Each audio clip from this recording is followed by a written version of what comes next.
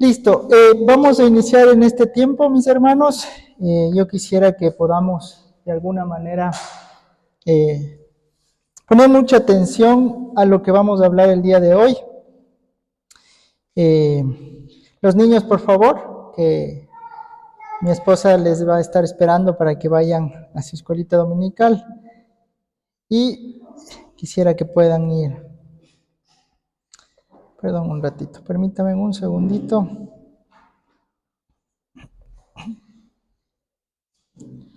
Listo. Un segundito. Eso.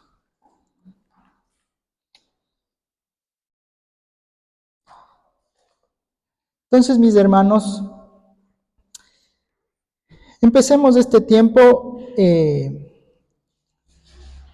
Quisiera que podamos leer el versículo de Deuteronomio 6:4, ¿sí? En Deuteronomio 6:4 dice lo siguiente: Oye Israel, Jehová nuestro Dios, Jehová uno es. Amado Padre, te pedimos, Señor, que seas tú poniendo, Señor, en nuestras vidas el entendimiento de tu palabra, Señor. Que seas tú poniendo en nosotros el querer como el hacer para poder cada día conocerte aún más. Padre, te entregamos esta prédica y te pedimos que el Espíritu Santo nos guíe y nos direccione a poder entender lo que tú quieres hablarnos, Señor. Ayúdanos a cada día a buscar, como quien busca el oro o la plata, tu conocimiento, Señor. A buscar y a buscar hacer caminos para llegar a ti en aquella palabra fiel que tú nos has dejado, amado Padre. En el nombre de Cristo Jesús, amén y amén. Amén, mis hermanos. Entonces, para hacerles un pequeño resumen, ¿sí? Nosotros estamos en esta serie de Conociendo al Dios Vivo. ¿A raíz de qué se da esta serie? Nosotros habíamos visto la naturaleza de la iglesia, ¿sí? La naturaleza de la iglesia nos mostraba que habían 3 marcas que determinaban que una iglesia sea del Señor Jesucristo. La primera marca era la unidad, la segunda marca era la santificación y la tercera marca era la proclamación de la verdad. Con estas 3 marcas, la iglesia iba a ser el sostén y baluarte que sería sostenida por el Señor Jesucristo, sería sobreedificada sobre el Señor Jesucristo. Pero para tener estas marcas como una iglesia que ha sido guiada por el Señor Jesucristo, nosotros debemos también entender cómo trabajamos en esta unidad, cómo trabajamos en esta santificación y cómo trabajamos en esta proclamación de la verdad, que es la palabra de Dios. Para esto hemos iniciado esta serie que se llama Conociendo al Dios Vivo. Como primer punto, en la primera prédica hemos visto el conocimiento de Dios y hemos visto por qué es necesario que nosotros conozcamos a Dios, por qué es necesario que nosotros busquemos ese conocimiento, de dónde podemos sacar lo que es de la palabra de Dios y cómo también poder aplicarlo. Y no solo basta con conocer, sino es también entender que una vez que hemos conocido, una vez que entendemos, una vez que hemos aprendido, ¿qué vamos a hacer con este conocimiento? ¿Sí? ¿Lo podemos dejar escondido como quien esconde una lámpara bajo un lugar oscuro cuando se la debe poner arriba, ¿no? Jesús lo decía, en un lugar alto para que ésta ilumine, alumbre. Entonces también ahí viene el segundo punto de la prédica que dimos la otra semana, que era creciendo en el conocimiento de Dios. Es necesario un conocimiento, pero no un conocimiento de hambre por saber y decir yo sé, pero sin frutos. El conocimiento, el crecimiento nos lleva a entender la palabra de Dios, a poder crecer en ella, pero también nos invita a que haya un conocimiento, una práctica de esta. No solo ser oidores, sino también ser hacedores de su palabra, dice en la Biblia. Y hoy vamos a ver acerca de Dios es uno, ¿sí? Cuando nosotros vamos a entender que Dios es uno, y después tendremos la prédica de Dios es trino, vamos a estar hablando de la Trinidad. Entonces, es necesario que nosotros entendamos y volvamos a leer este versículo, en el cual dice en Deuteronomio 6:4, Oye Israel, Jehová es nuestro Dios, Jehová es uno. Para esto, mis hermanos, como les digo en todas las prédicas, yo voy a estar leyendo los versículos rápidamente y me encantaría que ustedes puedan poner atención. Si ustedes trajeron un papelito o algo, pueden anotar estos versículos y en su casa y en la semana tener el tiempo para meditar, para poder entender, para poder incluso tener un poco más de conocimiento y poder investigar o poder que la palabra de Dios les lleve a más profundidad a este tema. ¿Sí, mis hermanos? Jehová nuestro Dios, Jehová uno es. Este es el testimonio que está escrito, que solo hay un Dios verdadero, ¿sí? La creencia en un solo Dios se denomina monoteísmo, ¿sí? La creencia en más de un Dios se denomina politeísmo. La fe cristiana es monoteísta. Creemos en que Dios es uno. Nosotros podemos hacer una comparación con las otras creencias de otros dioses falsos. Ellos tienen muchos dioses banales, ¿sí? Nuestro Dios es verdadero, es fiel y es uno, ¿sí? Cuando estuve leyendo acerca de este versículo, había una explicación del Shema de los israelitas o de los judíos. Y cuando me salía este es el Shema que ellos repetían, muchas veces como un tipo de mantra, ellos cada vez que se levantan y en la noche repiten esto: Oye Israel, Jehová es nuestro Dios, Jehová es uno, ¿sí? Todo judío repetía esta frase como un Shema, ¿sí? Y lo repetía cada día, afirmando con claridad que Jehová es uno, no hay otro Dios, no hay diferentes verdades, solo hay un Dios y es el Dios de Abraham, Isaac y Jacob. Este versículo establece una teología que nos habla del monoteísmo, que no hay más dioses más que el Dios verdadero, Jehová, ¿sí? Pero también habla de la pluralidad en unidad, que es lo que anticipa la doctrina de la Trinidad. Eso lo vamos a ver la próxima semana. Pero ustedes me dicen, ¿qué será la palabra Shema que usan los israelitas para poder decir que Dios es uno? Esto proviene de la palabra de Deuteronomio y se llama escucha, oye.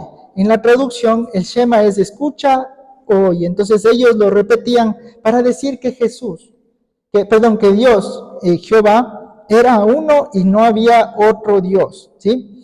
Pero el Shema no solo es este versículo, tradicionalmente se lo incluyó con Deuteronomio 11, del 13 al 21, y Números del 15, del 37 al 41, y ellos repiten todos los días estos versículos que dicen así: Oye Israel, Jehová nuestro Dios, Jehová es uno, y amarás a Jehová tu Dios con todo tu corazón, con toda tu alma y con todas tus fuerzas, ¿sí? ¿Por qué lo repiten? ¿Cuál es la razón para que ellos hasta el día de hoy, algunos judíos, lo repitan? ¿Sí? Dios ordena que sus palabras estén en el corazón. Enseña a los hijos que se hablen en casa y fuera de ella y se escriban en postes, en puertas y en donde ellos pasen. Esto implica la repetición constante para no olvidar a Dios y a su pacto que hizo con el pueblo. Este Shema era como una identidad nacional de los judíos. Solo ellos podían decirlo. Lo podemos ver como un himno nacional que solo las personas de su país lo pueden cantar. Ellos tomaban esto como una identidad nacional y espiritual de quién era Dios en sus vidas y lo que éste había hecho durante sus pactos a lo largo del Antiguo Testamento. Este Shema recuerda que Dios es único y que Israel le debía amor y obediencia total. ¿Sí? Entonces ellos tenían muy claro eso y era una práctica diaria. Pero ¿qué pasa ahora con el Shema? Hoy nosotros hemos conocido al Señor Jesucristo, hemos visto que lo que Él ha hecho ha sido verdad, hemos aprendido a través de su palabra quién fue, cuál fue el precio de cargar todo nuestro pecado, toda nuestra maldad, ¿sí? Entonces el Shema no solo se trata de un mantra, sino se trata de un resumen del pacto. Dios es uno y debemos amarle con todo nuestro ser, debemos obedecerle en todas las áreas de nuestra vida. Jesús mismo lo cita como el mayor mandamiento en Marcos 12, del 29 al 30. ¿Sí? Dios mismo lo dice. Mi hermano, si usted puede leer en Marcos 12, 29 al 30, cualquier hermano que pueda leerlo en voz alta. Jesús le respondió: el primer mandamiento de todos es: oye Israel, el Señor nuestro Dios, el Señor uno es. Y amarás al Señor tu Dios con todo tu corazón, y con toda tu alma, y con toda tu mente, y con todas tus fuerzas. Este es el principal mandamiento. Ese es el primer mandamiento y es el principal. Así como Dios es uno, así debe ser el propósito de nuestra alma, rendirse totalmente al único Dios verdadero. Jehová es uno, y no solo basta repetirlo, sino también entenderlo, considerarlo y volver en sí para entender que Él es todopoderoso, y ese Dios todopoderoso hoy nos ha adoptado como hijos suyos. Y si nosotros somos hijos del Dios todopoderoso, nos invita a que nosotros tengamos un actuar que considere a Dios como Dios todopoderoso. No adoramos a cualquier estatua, no adoramos a cualquier Dios hecho por hombre, adoramos al Dios todopoderoso, y eso nos invita a que nosotros podamos tener pensamientos, acciones, incluso nuestra vida, que glorifiquen a Él y no a nuestros deseos, a nuestros placeres, a nuestra forma de ver las cosas, cuando tenemos a un Dios todopoderoso y soberano, quien ve y sabe todo lo que nosotros hacemos, tenemos, decimos o pensamos. Como segundo punto, tenemos Dios es el único en todo el universo. En Deuteronomio 4:39 dice lo siguiente: aprende pues hoy y reflexiona en tu corazón que Jehová es Dios, arriba en el cielo, abajo en la tierra, y no hay otro Dios. Dios no es Dios de una región, Dios no es Dios de un pueblo, Dios no es Dios de una religión. Él es el único Dios en todo el cielo, en toda la tierra. Su soberanía y gloria abarcan todo. No existen otros dioses verdaderos. Él es el único verdadero al que nosotros podemos adorar, ¿sí? Cualquier otra deidad es un ídolo inventado por hombres o una mentira que literalmente es llevada por el diablo, por Satanás. Hoy en el estudio de Éxodo, veamos cómo Aarón y Moisés iban obedeciendo a Dios a presentarse enfrente del faraón y Aarón lanza la vara y se convierte en una serpiente, en una culebra grande, dice. ¿Sí? Y vienen los hechiceros del faraón y hacen lo mismo. Mucha gente menospreció, e incluso el faraón, menospreció el milagro que hizo Aarón y Moisés, porque dijeron cualquiera lo puede hacer. Pero ¿quién les dio ese poder a Jambres y James? ¿Sí? Que eran los hechiceros los cuales hicieron. Les dio el mismo diablo para confundir a las personas, ya que el corazón del faraón había sido endurecido. No lo endureció Dios, sino que Faraón lo despreció desde antes. Y Dios confirmó que ese desprecio que tuvo Faraón lo hizo para que él tuviera gloria en todo lo que hacía. Aún así, la vara de Aarón que fue lanzada se comió a las otras dos varas y demostró quién era Dios. Pero muchas veces nosotros, en este mundo, en esta tierra, en este cielo, sabemos que no hay otro Dios y muchas veces nos dejamos engañar por el enemigo. Muchas veces el enemigo sutilmente viene a ofrecernos cosas que parecen que son enviadas de Dios, cuando realmente lo que hacen es engañarnos y apartarnos de Él. Hay caminos que al hombre le parecen sabios, pero son caminos de muerte. Y cuando nosotros entendemos que el enemigo tiene el poder para actuar y confundir, e incluso endurecer más el corazón de una persona, como lo hizo con Faraón, entendemos que nuestra mirada debe estar en el Dios Todopoderoso. Las palabras de Isaías 45:5 dice lo siguiente: yo soy Jehová y ninguno más hay. No hay Dios fuera de mí. Yo te ceñiré aunque tú no me conociste. Dios es el ser supremo, eterno, inmutable, independiente, y fuera de él todo depende, y fuera de él todo depende y todo cambia. Dios en su soberanía puede actuar como a él le place, y nosotros debemos amarle y honrar su nombre, a pesar de que muchas veces las cosas no salgan como nosotros anhelamos.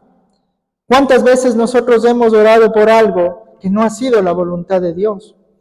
¿Cuántas veces nosotros le hemos pedido algo al Señor que no ha sido la voluntad de Dios y han venido nos a nuestras vidas?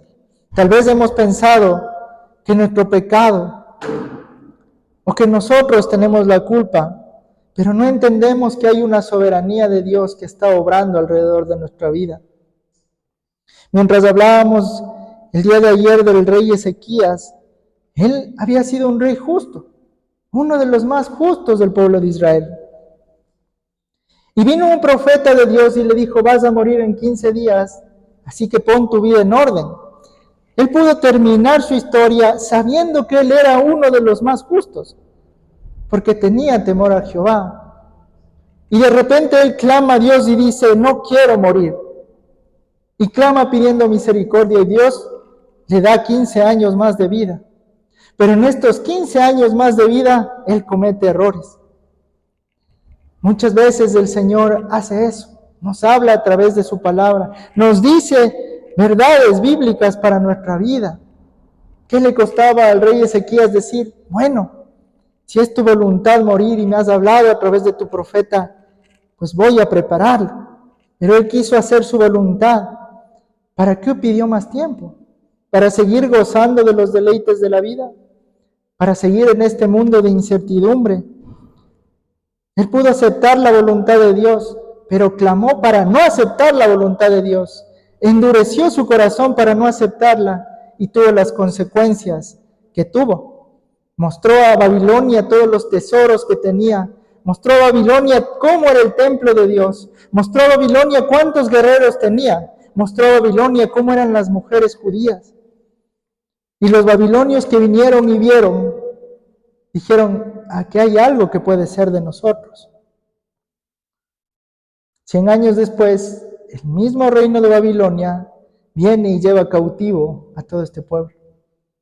Y todos los tesoros que este rey Ezequías mostró, toda la gloria que mostró del templo, en un momento se derrumbó. Sus mujeres fueron abusadas, fueron llevadas cautivas, los jóvenes fueron secuestrados para aprender sus ciencias. La gente fue separada de su familia. Los ancianos que no tenían ninguna fuerza para avanzar fueron dejados con hambre, sin comida. Todo por no saber aceptar la voluntad de Dios. Muchas veces nosotros actuamos como Ezequías diciendo, yo no quiero esto para mí, aun cuando Dios ya lo ha dicho y lo ha confirmado. Yo no quiero esto y oramos y pedimos y nos sentimos mal. Y muchas veces Dios nos permite que nos revolquemos en aquel lodo para que veamos que su voluntad sí era buena, agradable y perfecta, y que la nuestra simplemente parecían caminos de bien, pero eran caminos de muerte. Mis hermanos, muchas veces el enemigo va a querer distraernos. Muchas veces el enemigo va a ofrecernos, ¿sí?, cosas que parecen buenas. Pero uno tiene que estar atento a lo que el Señor nos está diciendo, a lo que el Señor nos está hablando, ¿sí? Este versículo que acabamos de leer en Isaías 43:10 establece 3 acciones claves: conocer, creer y entender. El conocimiento de Dios no es académico, sino que debe producir fe, y la fe debe producir obediencia. Dios quiere que sus siervos lo conozcan tal y como es Él. No existe otro ser como Él, y nunca lo habrá. Este versículo debe quebrantar nuestra autosuficiencia, destruir nuestros ídolos y hacernos adoradores fieles a Él. Conocer a Dios no es una cuestión de información, sino es de transformación. Nosotros le conocemos a Dios, pero muchas veces nos llenamos de tanta información que no permitimos que Dios haga una transformación verdadera en nuestra vida. La transformación de Dios no es algo que va a pasar de una manera suave, no es algo que va a pasar de una manera sutil. La transformación de Dios a través del conocimiento de Él va a doler. Como les ponía los ejemplos anteriores, cuando un niño crece o está en desarrollo, le duelen las piernas porque está creciendo. Cuando ejercitamos un músculo y este crece, te duelen los músculos porque está creciendo. El mismo Jesús dijo, ustedes van a ser perseguidos, ustedes van a estar el uno contra el otro, el padre contra el hijo, la suegra contra la nuera. ¿Sí? Yo vine a causar división. En el mundo van a tener aflicciones. El conocimiento de Cristo nos va a costar. Pero ¿saben qué nos va a costar? El orgullo. Nos va a doler. Muchas veces no vamos a querer que alguien nos diga algo. Muchas veces no vamos a querer negarnos de nosotros mismos para agradar al Señor. Muchas veces vamos a querer hacer nuestra voluntad. Muchas veces no vamos a querer actuar en el amor que Cristo nos pide que actuemos. Pero eso es morir. Eso es lo doloroso, porque ¿sabe qué? El morir a nuestro orgullo duele. El morir a nuestros deseos duele. O trae un sacrificio. Trae dolor. Muchas veces, y lo he dicho con algunos jóvenes que el Señor me ha permitido direccionarlos, he visto chicas que han sido muy centradas en el Señor y de repente ven a alguien y dicen, no, es que lo amo, es que quiero estar con Él, es que Él es la persona, Él es el adecuado, Él es el indicado. Y se les ha aconsejado con la palabra, no te unáis en yugo desigual. Esto no agrada al Señor, va a traer sufrimiento para ti. Y no importa ese sufrimiento causado por el hombre, pero yo quiero hacer mi voluntad. Y al final han terminado heridas, lastimadas, queriendo alejarse de Dios. Han perdido su dignidad, han perdido lo más preciado, se han envuelto en fornicaciones, se han envuelto en deleites. Y lo primero que han hecho es alejarse de Dios porque no se sienten dignas. Muchas veces hemos visto acerca de jóvenes que hablábamos hoy en el trabajo, jóvenes muy comprometidos con Dios y no conseguían trabajo. Y de repente Dios les da un trabajo y vemos cómo esos jóvenes cada vez se alejan más. Cómo el dinero pasó a ser su Dios y ya no tenían tiempo para Él. Hay que poner atención a que este dolor que es producido por el Señor nos lleva a ser más pacientes, más fuertes. Incluso en la prueba o en el dolor o en la caída, el Señor nos levanta y nos muestra su misericordia diaria y nos dice, levántate, es tiempo de levantarte. Ya el invierno terminó, ya la tristeza pasó, como lo dice en Cantar de Cantares 3. Es hora de que tú alces tu mirada y mires que las flores han comenzado a salir, que el invierno, la parte de sequía, ¿sí?, ha terminado. Es hora de que comiencen a florecer las flores. Y así nos invita todos los días Cristo Jesús a levantarnos y a poder tomar nuestra cruz, a poder obedecerle, no dejándonos llevar por otros dioses, sino por el Dios fiel y verdadero que es Él. La unidad de Dios exige una total lealtad. Este punto es el punto 4. En Éxodo 20, 2, 3 dice lo siguiente: Yo soy Jehová tu Dios, que te saqué de tierra de Egipto, de casa de servidumbre. No tendrás dioses ajenos delante de mí.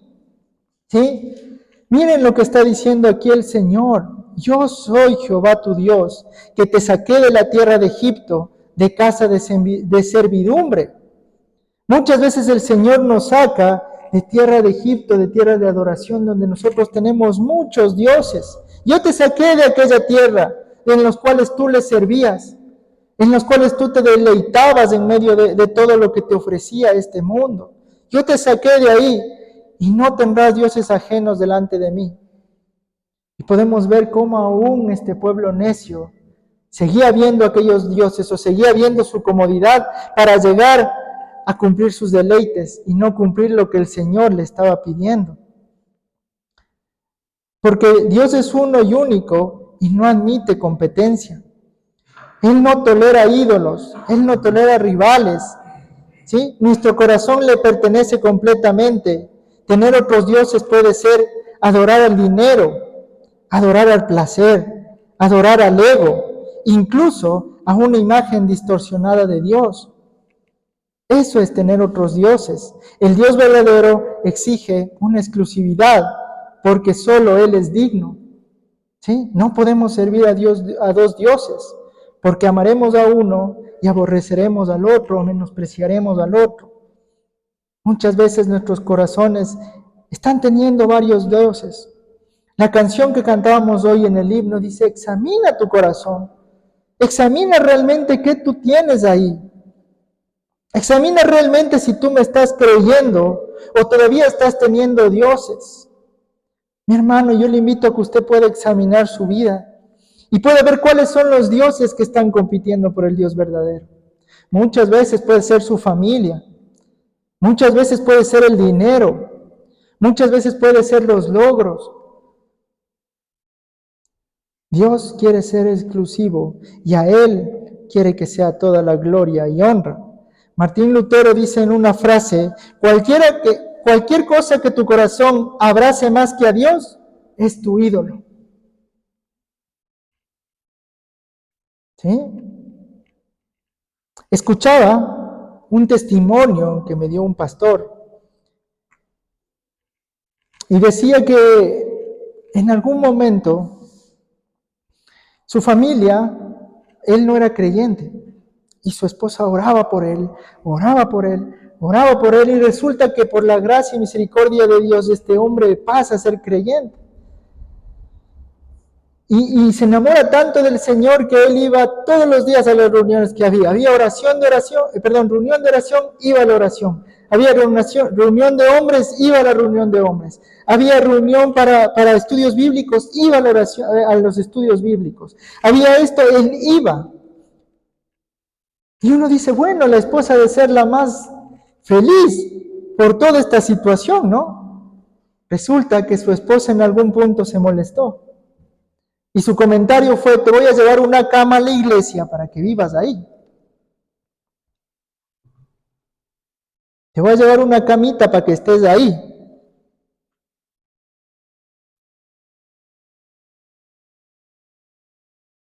Vemos cómo muchas veces este Dios se convierte en personas.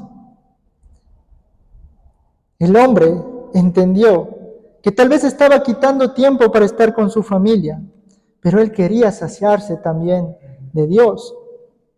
Este pastor no me dio un buen ejemplo. Me dijo que este hombre dijo: bueno, entonces nos divorciamos y yo seguiré yendo a la iglesia.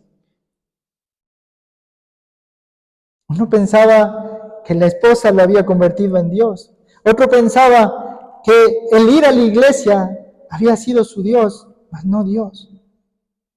Podía haber entendido muchas cosas, pero él creía que haciendo cosas iba a agradar más a Dios.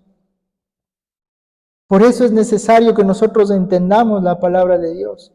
Si ese hombre hubiese entendido que el Señor nos manda amar a nuestras esposas, la cosa hubiese sido distinta. Si esa mujer hubiese entendido que si un hombre ama a Dios, la va a amar, pero ella debe someterse, hubiesen pasado otras cosas. Si juntos se hubiesen involucrado en poder ir, aprender y crecer, y su vida tener un cambio, hubiese pasado otra cosa. Es muy fácil convertir cosas en dioses. Es muy fácil convertir cosas en ídolos. Y uno tiene que estar muy pendiente en lo que el Señor nos está pidiendo. Porque podemos caer en errores. Porque podemos decir, como hoy lo ven, que deja a tu esposa para que hagas esto. No. Sería que la palabra se contradiga, porque él dice que no está de acuerdo con el divorcio. No puede hacer eso. Por eso es necesario el conocimiento de Dios y entender que Él es uno. ¿Cómo a veces los hijos se convierten en ídolos? Papi, vamos a jugar, pero hoy es domingo. Pero hoy tenemos que ir a la iglesia. No, pero es que hoy tengo este juego. Hijo, este día hemos separado para el Señor, vamos a ir a la iglesia. Habrá ya otros días en los cuales puedas jugar, pero este día es para Él. Muchas cosas, ¿sí?,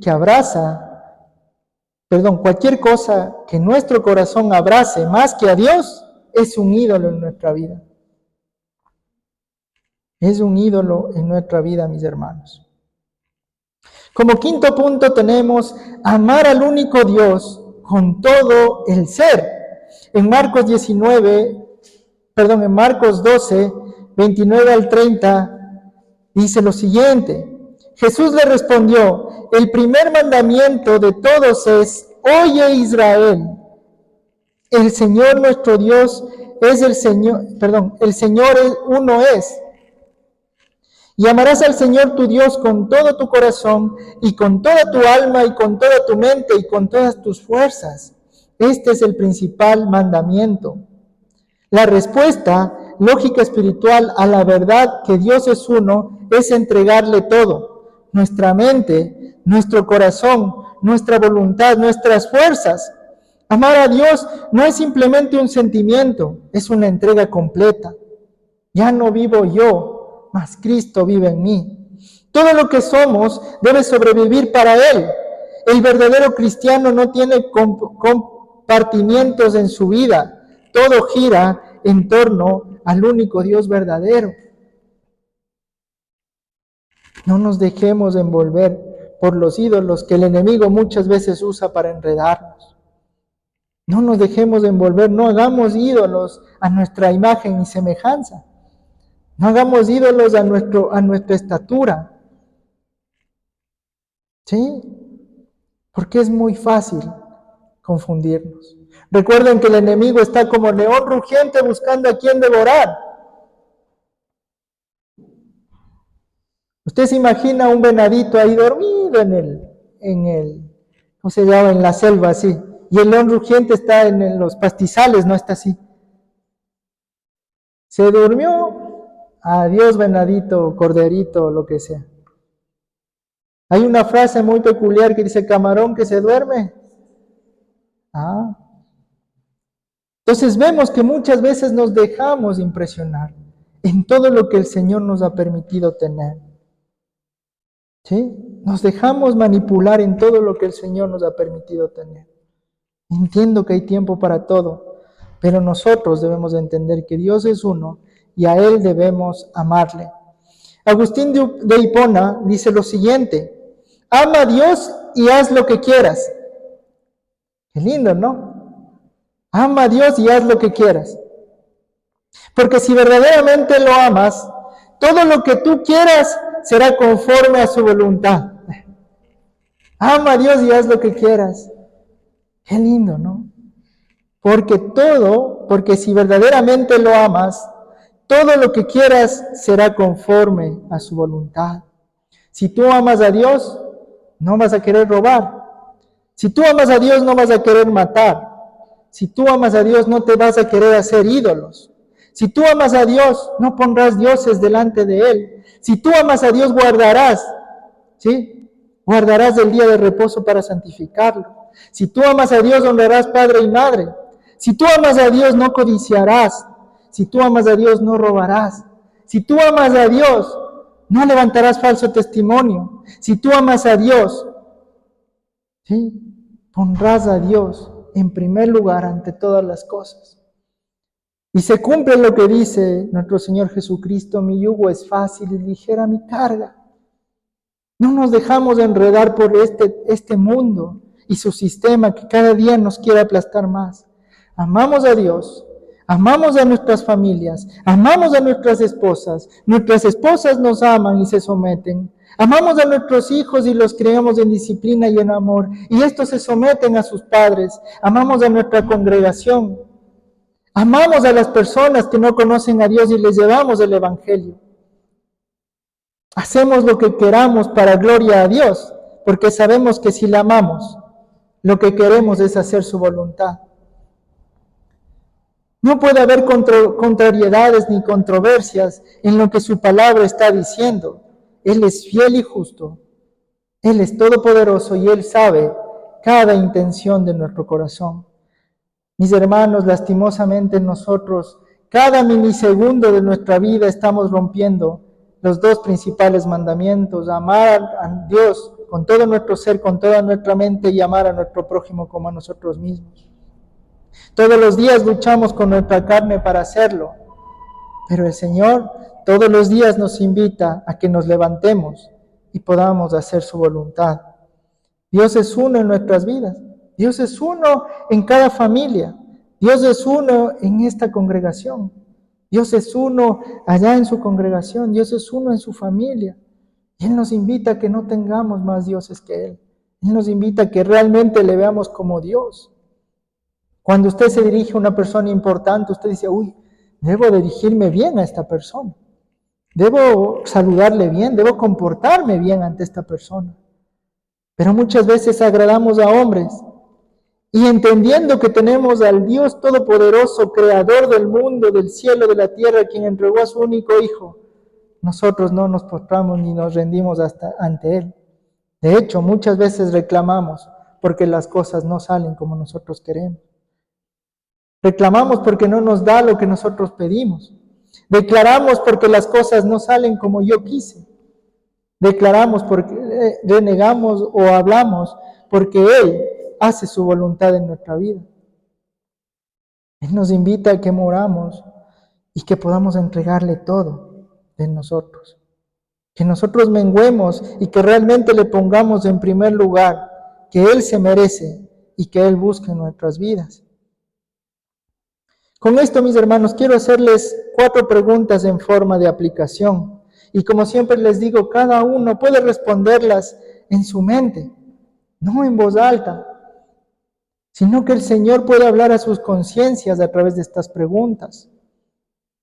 ¿Conoces realmente al único Dios, tal como se ha revelado en su palabra? Para saber cómo Dios se ha revelado en su palabra, la pregunta sería: ¿estás conociendo a Dios tal y como se ha revelado en su palabra? ¿Estás leyendo su palabra para conocer al Dios Todopoderoso? Como segunda pregunta, ¿hay ídolos sutiles en tu vida que compiten con Dios por tu amor y tu obediencia?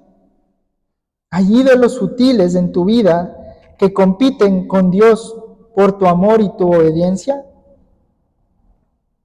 Como tercera pregunta, mis hermanos, ¿estás enseñando a tus hijos y discipulándolos, ¿sí?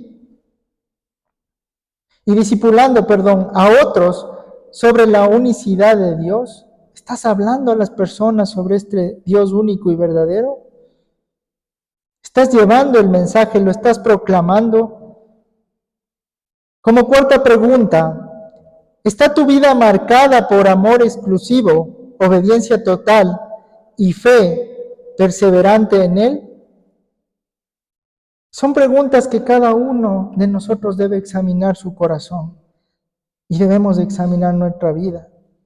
No con el afán de juzgar o de decir no puedo hacerlo, sino con el afán de decir: Señor, ayúdame a poder ser obediente a tu palabra. Ayúdame a poder ser fiel a ti, serte fiel. Ayúdame a poder hacer lo que tú me has mandado hacer. En su palabra dice: bienaventurados los pobres de espíritu. ¿Sí? Nosotros necesitamos a Dios de una manera que todos los días debemos clamar por Él. Y clamar y buscar. Y clamar y pedir. Para que Él nos ayude. Solo hay un Dios digno de toda alabanza, gloria y honra. Y para terminar con este versículo, mis hermanos, Isaías 45, 21, 22. En Isaías 45, 21, 22 dice lo siguiente: ¿quién hizo oír esto desde el principio? Y lo tiene dicho desde entonces, sino yo, Jehová. Y no hay más Dios que yo, Dios justo y salvador, ningún otro fuera de mí. Mirad a mí y sed salvos, todos los términos de la tierra, porque yo soy Dios y no hay más.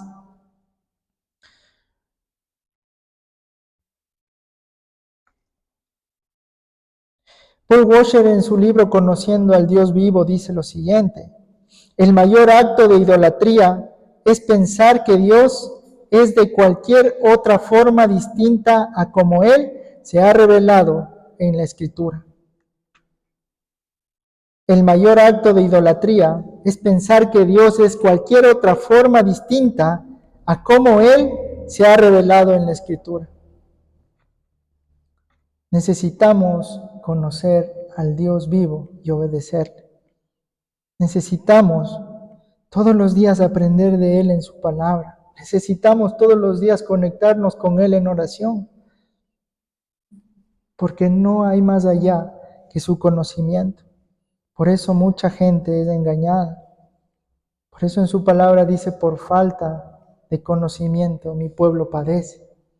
No solo padecía en el Antiguo Testamento, padece el día de hoy, por falta de conocimiento, por falta de abrir su Biblia, por falta de tener tiempos de oración, por falta de la comunión que Él nos invita a tener. Es hora de que nos levantemos como familias a adorar al único Dios. Mis hermanos, yo les voy a seguir animando, insistiendo que en sus hogares puedan leer la palabra de Dios, puedan tener tiempos en familia, donde se sienten y lo que se abra no sea su boca para juzgar, y lo que se abra no sea su boca para pelear, y lo que se abra no sea sus ojos para ver mal, y lo que se habla no sea sus emociones, sino que lo que se abra sea la palabra de Dios. Y lean todos en conjunto y oren al Dios vivo, al único Dios que está ahí con ustedes. Y tengan este tiempo diario. Los días son malos. Dice en su palabra que los días son malos.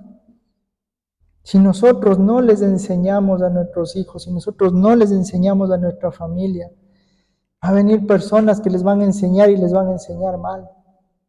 Nosotros tenemos en nuestras manos la palabra de Dios y en nuestro interior al Espíritu Santo. Podemos hacerlo. No necesita ser pastor, necesita creer a Dios y conocerle, y esa enseñanza que usted aprenda y esa palabra que usted lea, ponerla por obra para su familia.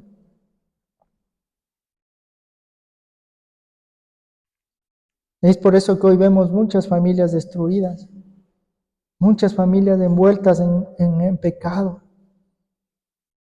y es necesario que sean enseñables. Es necesario enseñar y presentar al verdadero Dios vivo que nosotros tenemos, adoramos. Eso es, mis hermanos. Pongámonos de pie para poder terminar este tiempo.